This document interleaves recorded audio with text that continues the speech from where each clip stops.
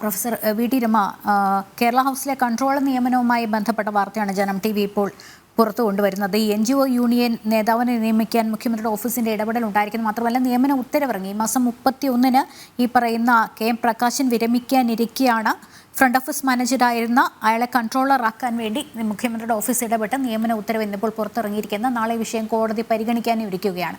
എങ്ങനെയാണ് ഈ സ്വജനപക്ഷപാതത്തെയും ഇഷ്ടക്കാർക്ക് വേണ്ടിയുള്ള നിയമനത്തെയും ഒരു സംസ്ഥാന സർക്കാരിന്റെ വഴിവിട്ട നീക്കങ്ങൾ എങ്ങനെ നോക്കിക്കാണുന്നു? ഇത് സംസ്ഥാന സർക്കാരിന്റെ ഈ വഴിവിട്ട നിയമനങ്ങള് ആദ്യമായിട്ട് നടക്കുകയല്ല. ഈ ഒന്നാം LDF സർക്കാർ വന്ന കാലം മുതൽക്കേ തുടങ്ങിയതാണ്. നമ്മൾ അന്ന് കണ്ടതാണ് മന്ത്രി സ്വജനപക്ഷപാതം കാണിച്ച് നീങ്ങി നിൽക്കേണ്ടി വന്നത്. ഇത് ഒരു പുതിയ കാഴ്ചയല്ല. ഇടതുപക്ഷം എന്ന് പറയുന്നത് ശരിയായ ഏകാധിപത്യ പ്രവണതയും സ്വജനപക്ഷപാതം നടത്തുകയും ചെയ്യുന്ന ഒരു സർക്കാരാണ്. സത്യം പറഞ്ഞാൽ ജനാധിപത്യ സർക്കാർ എന്നിവരെ പറയാൻ പറ്റില്ല. കാരണം ജനങ്ങളുടെ വോട്ട് വാങ്ങുകയും സ്വന്തക്കാർക്ക് വേണ്ടി മാത്രം പ്രീണനം നടത്തി അവരുടെ കാര്യം മാത്രം നോക്കുകയും ചെയ്യാണ്. മന്ത്രിമാർക്ക്, മന്ത്രിമാരുടെ ബന്ധുക്കൾക്ക്, മന്ത്രിമാരുടെ മക്കൾക്ക് ഒക്കെ അനധികൃതമായി താല്പര്യങ്ങൾ കൊടുക്കുകയും മാസപ്പടി വാങ്ങുകയും ചെയ്യുന്ന വിഷയങ്ങൾ ഒരു വശത്ത്. മറുവശത്ത് നമ്മൾ കാണുന്നത് ഈ സ്വന്തക്കാർക്ക് വേണ്ടി യൂണിവേഴ്സിറ്റി കോളേജിലെ SFI നേതാക്കൾക്ക്, ഗുണ്ടകൾക്ക് പോലീസ് നിയമനത്തിലെ റാങ്ക് ലിസ്റ്റിൽ ഏറ്റവും മുന്നിൽ കൊടുത്ത കഥ നമ്മൾ കണ്ടതാണ്. അപ്പോ ആർഷോ പറഞ്ഞ സെന്റൻസ് ഓർമ്മയുണ്ട്. ഗവർണറെ തടഞ്ഞപ്പോ കോഴിക്കോട് സർവകലാശാലയില് പോലീസുകാര് കക്കൂസ് കഴുകാൻ പറഞ്ഞാൽ കക്കൂസ് കഴുകണം എന്ന് പറഞ്ഞ ആ ഒരു സെന്റൻസ് കേരളം മറന്നിട്ടില്ല. കാരണം അങ്ങനെ പറയുന്നത് ചെയ്യുകയാണ്. ഇവിടെ അടിമത്തമാണ് ഈ സർക്കാരിന്റെ മുഖമുദ്ര എന്ന്. അടിമത്തം ചെയ്യിപ്പിക്കുക, അടിമകളാക്കുക, ജനങ്ങളെ അടിമകളാക്കുക, സർക്കാർ ഉദ്യോഗസ്ഥരിൽ സ്വജനപക്ഷപാതികൾക്ക് മാത്രം പ്രാമുഖ്യം കൊടുക്കുക. എല്ലാ സ്ഥലത്തും ഇപ്പോ VC നിയമനങ്ങൾ നടത്തി, സ്വജനപക്ഷപാതം നടത്തി, അവരെ ഇഷ്ടമുള്ളവരെ നിയമിച്ചു. ഇപ്പോ UGCയും നമ്മുടെ സുപ്രീം കോർട്ടും വരെ ഗവൺമെന്റിനെതിരായിട്ടുള്ള വിധികൾ പ്രഖ്യാപിച്ചു. VCമാരെ രണ്ടുപേരെ നമ്മൾ പുറത്താക്കിയത് കണ്ടു. അപ്പോ ഗവൺമെന്റ് തലത്തിലും കോടതി തലത്തിലും ജുഡീഷ്യറി വരെ നോക്കി നിന്ന് പറയുകയാണ് ഈ കേരള ഗവൺമെന്റ് ചെയ്യുന്ന തോന്നിവാസങ്ങളെ കുറിച്ച്. ഏത് മേഖലയിൽ നോക്കിയാലും, വിദ്യാഭ്യാസ മേഖലയിലായാലും ഉദ്യോഗസ്ഥ മേഖലയിലായാലും, എന്തിനാ സിവിൽ സർവീസിലുള്ളവരെ പോലും രായ്ക്ക് രായ്മാനം മാറ്റുന്നത് നമ്മൾ കാണുന്നുണ്ട്. സ്വന്തം താല്പര്യം പരിഗണിക്കുന്നില്ലെങ്കിൽ ജനാധിപത്യ രീതി എന്നത് ഇവിടെ വർജ്യമാണ് ഇവിടുത്തെ LDF ഗവൺമെന്റിന്. ഇപ്പോ കോടതിയിൽ പരിഗണിക്കാൻ ഇരിക്കുന്ന കേസ് ഇരിക്കുമ്പോഴാണ് 24 മണിക്കൂർ മുന്നേ ഒരാൾക്ക് പ്രൊമോഷൻ കൊടുക്കുന്നത്. അങ്ങനെ പ്രൊമോഷൻ കൊടുക്കുക എന്ന് പറയുമ്പോൾ അർഹതയുള്ള ഒരുപാട് പേര് തഴയപ്പെടുകയാണ്. എവിടെയൊക്കെ അർഹതയുള്ള യഥാർത്ഥത്തിൽ പ്രവർത്തിക്കുന്നവരുണ്ടോ അവരുടെ ക്വാളിറ്റി, അവരുടെ എലിജിബിലിറ്റി, അവരുടെ കഴിവ്, അവരുടെ സർവീസ്, ഇത് മുഴുവൻ മറികടക്കുന്നത് തീർച്ചയായും സ്വജനപക്ഷപാതം. എന്താണ് ഇതിനെയൊക്കെ പറയേണ്ടത്? നമുക്കറിയാം, CPO റാങ്ക് ലിസ്റ്റിൽ ഉൾപ്പെട്ട ചെറുപ്പക്കാരാണ്. റാങ്ക് ഹോൾഡേഴ്സ് എത്രയോ കാലങ്ങളായി സെക്രട്ടേറിയറ്റിന് മുന്നിൽ സമരം നടത്തുന്നു, പൊങ്കാലയിടുന്നു, ശയനപ്രദക്ഷിണം നടത്തുന്നു, ആത്മഹത്യാ ശ്രമം വരെ ഉണ്ടായി. എന്നിട്ട് സർക്കാർ ചർച്ചയ്ക്കൊന്നും ആദ്യഘട്ടത്തിൽ തയ്യാറായതേ ഇല്ല. പിന്നീട് ആ ചർച്ച പരാജയപ്പെടുകയും ചെയ്തു തയ്യാറായപ്പോൾ. അതെ, കഴിഞ്ഞ ദിവസം നമ്മൾ കണ്ടതാണ് പോലീസിന്റെ റാങ്ക് ലിസ്റ്റിലുള്ളവര് അവിടെ സെക്രട്ടേറിയറ്റിന്റെ പടിക്കൽ കിടക്കുന്നത്. എത്ര പേര് ഉറക്കമുളച്ച് പഠിച്ച് റാങ്ക് ലിസ്റ്റിൽ എത്തിയവരെ കണ്ടില്ലെന്ന് നടിച്ച് ആ പോലീസുകാരുടെ റാങ്ക് ലിസ്റ്റ് തീരാൻ ഇനി ദിവസങ്ങളേ ഉള്ളൂ. ഇലക്ഷൻ ഡിക്ലറേഷൻ വന്നു കഴിഞ്ഞാൽ പിന്നെ നിയമിക്കാൻ പോലും പറ്റില്ല. അപ്പൊ ഇതും അതാണ് സംഭവിക്കുന്നത്. ഇലക്ഷൻ ഡിക്ലറേഷൻ വരും, 2-3 ദിവസത്തിനുള്ളിൽ വരും എന്നത് കൊണ്ടാണ് തിരക്ക് പിടിച്ച് ഇങ്ങനെ ഒരു നിയമന ഉത്തരവ്. ഇങ്ങനത്തെ ഉത്തരവുകളിലൂടെയാണ് നമ്മളുടെ സ്വർണ്ണക്കടത്ത് മുതൽക്കുള്ള എല്ലാ അഴിമതി കേസുകളിലും ആരോപണങ്ങളിലും ഇത് കാണാം. ഇതുപോലെ സ്വജനപക്ഷപാതം നടത്തിയിട്ടാണ് കേരളത്തിലെ പൊതുമരാമത്ത് വകുപ്പ് ഈ മുഖ്യമന്ത്രിയുടെ മരുമകൻ കൊളാക്കിയത്. കൂളിയാട് പാലം തകർന്നു, കൂളിയാട് റോഡ് തകർന്നു, ഫ്ലോട്ടിംഗ് ബ്രിഡ്ജ് ചാവക്കാട് തകർന്നു, ഫ്ലോട്ടിംഗ് ബ്രിഡ്ജ് വർക്കലയിൽ തകർന്നു. ഇതൊക്കെ PWD ഡിപ്പാർട്ട്മെന്റിലെ ഈ മുഖ്യമന്ത്രിയുടെ മരുമകന്റെ അഴിമതിയുടെ വകുപ്പിൽപ്പെട്ട കാര്യങ്ങളാണ്. ഇപ്പുറത്ത് മുഖ്യമന്ത്രിയുടെ ഓഫീസിൽ ഇത്തരം കാര്യങ്ങൾ ചെയ്യുന്നു. അതേസമയം എന്താ പറയാ, ഇന്നലെ ഒരു ചിത്രം കണ്ടു.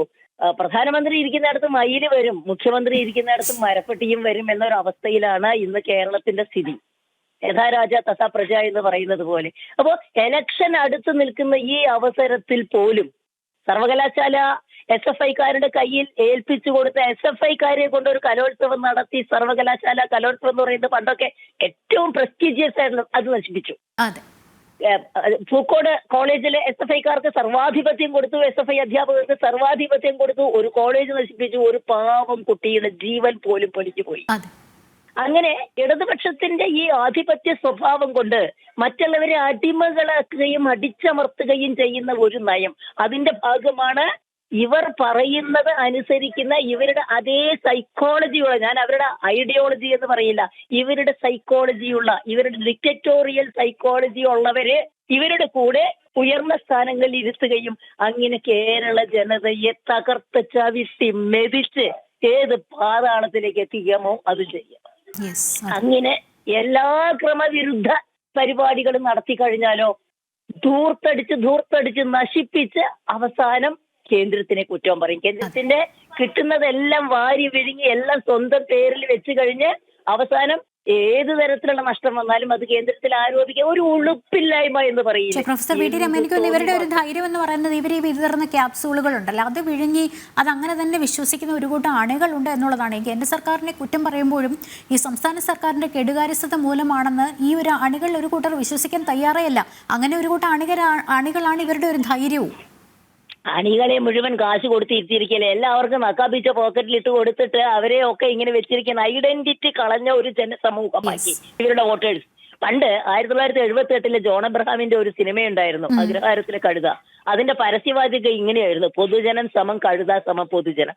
ഇപ്പൊ ശരിക്കു പറഞ്ഞാൽ ഇവരുടെ വോട്ടേഴ്സിന്, ഇവർക്ക് വോട്ട് നൽകിയവരെ വിഡ്ഢികളാക്കിക്കൊണ്ട് അവരുടെ നെഞ്ഞത്ത് ചവിട്ടിയിട്ടാണ് ഇവർ ഈ കാളിയമർദ്ദനം നടത്തിക്കൊണ്ടിരിക്കുന്നത്. വല്ലാത്തൊരു കഷ്ടമാണ്. കാരണം ഒരു സംസ്ഥാനത്തെ നശിപ്പിക്കൽ മാത്രമല്ല, ഇവിടുത്തെ ജനതയെ അവഹേളിക്കണം, പഠിക്കുന്നവരെ അവഹേളിക്കുന്നു, വിദ്യാർത്ഥികളെ അവഹേളിക്കുന്നു, ഏറ്റവും കൂടുതൽ കേസുകളുള്ളവരെ വിദ്യാർത്ഥി ഗ്രൂപ്പിന്റെ നേതാവാക്കി. ഇപ്പൊ ഈ ആർഷയെ പോലുള്ളവരല്ലേ 30-40 കേസുള്ളവരാണ് ഇനി അടുത്ത നേതാവാൻ പോണത്. ആരുടെയൊക്കെ എന്തൊക്കെ കാല് കഴുകണോ, എന്തൊക്കെ കക്കൂസ് കഴുകണോ അതൊക്കെ ചെയ്തിട്ട് വരുന്ന നേതാക്കന്മാരാണ് ഇവിടെ എത്തുന്നതെന്നാണ് അദ്ദേഹത്തിന്റെ വാക്കുകൾ തന്നെ സൂചിപ്പിക്കുന്നത്. ഇവിടെ എത്തുന്ന നേതാക്കളുടെ ക്വാളിറ്റി ഇതാണ്. ആ ക്വാളിറ്റി വെച്ചിട്ടാണ് ഇവരെയൊക്കെ പ്രൊമോഷൻ കൊടുക്കുന്നത്, ആ ക്വാളിറ്റി വെച്ചിട്ടാണ് ഇവരെ കാൻഡിഡേറ്റ് ആക്കുന്നത്, ആ ക്വാളിറ്റി വെച്ചിട്ടാണ് ഇവരെ രാഷ്ട്രീയ നേതൃത്വത്തിലേക്ക് ആനയിക്കുന്നത്. അങ്ങനെ ഒരു വൃത്തികെട്ട സമൂഹമായി ഇവിടുത്തെ ഇടത് നേതൃത്വവും ഇടത് ഭരണവും മാറിക്കഴിഞ്ഞു. അതിനെതിരെ വിരലുയർത്താൻ ഇവിടുത്തെ പ്രതിപക്ഷത്തിന് പോലും ധൈര്യമില്ല. കാരണം അവര് അടിസ്ഥാനപരമായിട്ട് ടോട്ടൽ ഇന്ത്യയുടെ പശ്ചാത്തലത്തിൽ അവരൊരു മുന്നണിയാണ്. അപ്പൊ അവർക്ക് എതിർക്കുന്നതിന് പോലും പരിമിതിയുണ്ട്, അവർ പോലും എതിർക്കുന്നില്ല. ആരും എതിർക്കാനില്ലാത്ത ഒരു അവസ്ഥയിലേക്ക് എത്തിക്കുകയാണ് ഇവര്. പിന്നെ സാധാരണക്കാരെന്ന് പറഞ്ഞാൽ അവരെ ഭീഷണിപ്പെടുത്തിയിട്ടാണ് നിൽക്കുന്നത്. ഇന്റിമിഡേഷൻ ഏറ്റവും വലിയ ഒരു സൈക്കോളജിയാണ്, അവരെ ഭീഷണിപ്പെടുത്തുകയാണ്. ഇവ നാട്ടിൻപുറത്തൊക്കെ നമുക്കറിയാം, നിങ്ങൾ വോട്ട് ചെയ്തില്ലെങ്കിൽ നിങ്ങൾക്ക്, ഞങ്ങൾ ജയിച്ചിട്ടില്ലെങ്കിൽ നിങ്ങൾക്ക് തൊഴിലുറപ്പിന് കയറാൻ പറ്റില്ല, നിങ്ങളെ പഠിക്ക് കൂട്ടില്ല, പണിക്കൂട്ടത്തിൽ ചേർക്കില്ല എന്നൊക്കെ പറഞ്ഞിട്ടാണ്. അപ്പൊ അങ്ങനെ വേണ്ടവനെ ഉയർത്തിക്കൊണ്ടുവരികയും അന്തസ്സും ആഭിജാത്യത്തോട് അഭിപ്രായം പറയുന്നവനെ ചവിട്ടി മെതിക്കുകയും ചെയ്യണത്. ഇത് ശരിക്കും പറയാം, എങ്ങനെയാണ് ഇത്രയും ഒരു താലിബാനിസമാണ് ഇവിടുത്തെ ഇടതുപക്ഷം നടപ്പാക്കുന്നത്. അതാണ് നമ്മൾ കാണുന്നത്. ഒരു വശത്ത് ഭീകരവാദവും അതിനോട് സാമ്യമുള്ള, അതിനോട് ചേർന്ന് നിൽക്കുന്ന അതേ സെമറ്റിക് നാടുകളിൽ നിന്ന് വരുന്ന ഒരു ആദർശം. ഇപ്പൊ ആദർശമൊന്നുമില്ല, അധ്വാനിക്കുന്ന തൊഴിലാളി ഒന്നുമില്ല, അധ്വാനിക്കാത്തവനെയാണ് കൈപിടിച്ച് ഉയർത്തിക്കൊണ്ടുവരുന്നത് ഇടതുപക്ഷം.